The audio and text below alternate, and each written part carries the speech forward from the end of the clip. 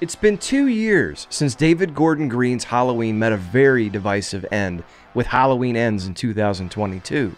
But now we have some official news from Miramax on the future of the Halloween franchise. No, it's not more movies. This time, it's a television series. I'm bshowbrian, and we're going to talk all about it right now.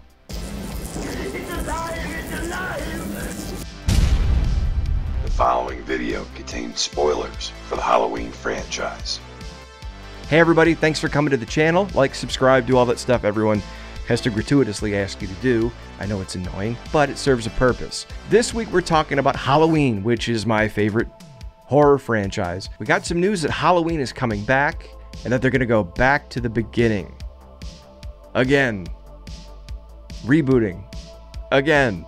This comes from the head of Miramax's television division, Mark Helwig, not to be confused with James Helwig, the Ultimate Warrior. The quote comes to us from Fangoria, and although I should read it in James Helwig, the Ultimate Warrior's voice, I will spare you the bad impression tonight.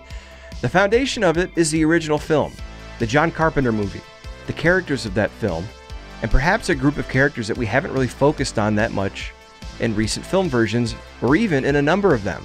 It's a creative reset completely and going back to the original film, as opposed to spinning out any of the more recent film adaptations. Again, that's Mark Helwig, Miramax head of television. My first reaction to going back and doing a creative reset is fucking duh. The Rotten Tomatoes scores are terrible from this movie, with the exception of some people who really like the different direction. Yeah, Halloween Ends was an abortion when it comes to fan reception, and that's putting it mildly. There are pockets of fans out there that enjoy it, that appreciate it, and some that I think for self-interest reasons are championing it, hoping that it'll someday be appreciated, like Halloween 3 or A New Beginning, Friday the 13th. But no, what do you do after a very, not just divisive, but decisive end to a trilogy? I don't think there was, much legs to continue to run on there. I mean, what were you going to do? The mask travels around and whoever picks it up is possessed by it? Is it the spirit of Halloween infecting people? I think you muddied the waters enough with the last trilogy and not being really clear with what was going on and leaving it up to interpretation to really drive that point home in future movies. And honestly, just the stink of David Gordon Green after The Exorcist, after that abomination, and him killing, pretty much tanking that franchise. I think anything associated with him, whether it's his story, his films, continuity, anything, or him as the director at this point, is pretty well toxic. So no, I was not surprised in the least bit when I heard that they were going back to the beginning and rebooting everything. It's also something we've heard numerous times before, so it's not something that's going to guarantee great success with this next project, but it will buy goodwill from some Halloween fans saying, hey look, we just did this other stuff, we're scrapping it, we're not continuing it, we're going to go back and try to recapture some of the magic from the original movie and play off of that going forward for this television series.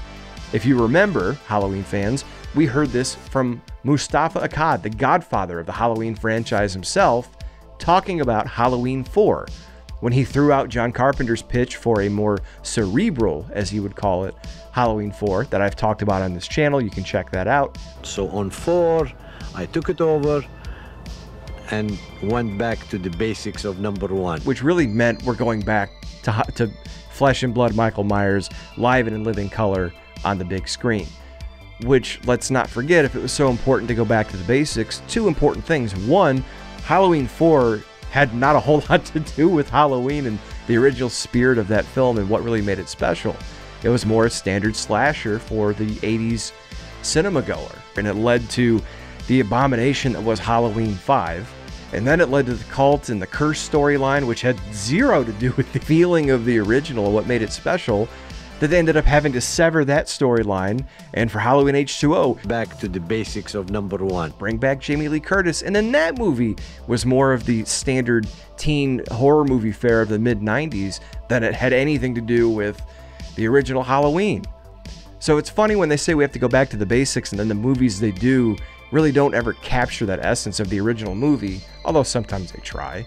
And let's not forget Halloween H2O led to the abortion that was Halloween Resurrection, and Busta Rhymes ninja kicking Michael Myers out a window and all that stuff. And no, I don't mean gacked out Busta Rhymes 2024 looking like Debo. I'm talking about...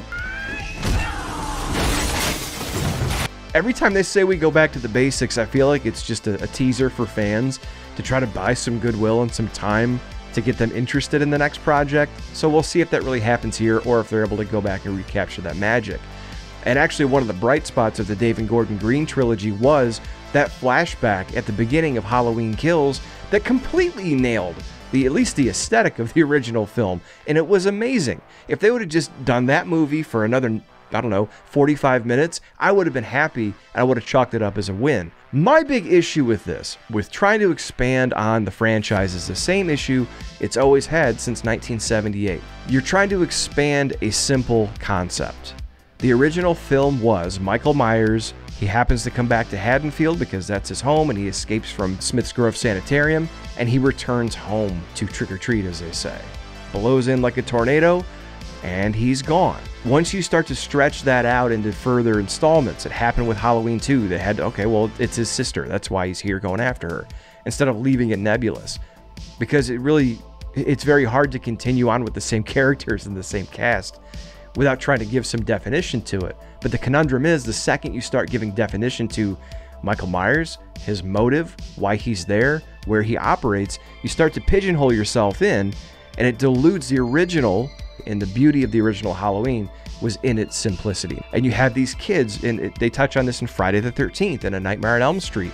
These bright-eyed kids with futures ahead of them. Same thing with Yellow Jackets. The kids on Yellow Jackets talking about their future and when they go to college, what they're going to do. Fucking plane crash happens. It's no different than your local high school having some kids that are hit by drunk drivers on a Friday night coming home from a party, and everyone talking about, oh my God, they were so full of life.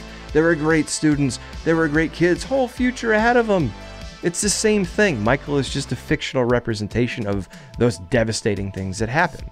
So again, to me, when you stretch it out and, okay, well, now he's going to escape and then he's going to come back. Like, how many times are you going to do this catch and release deal? Another issue with this is the focus, as I mentioned, on the same people giving a specific motive to Michael. It's the family, it's the town, it's whatever.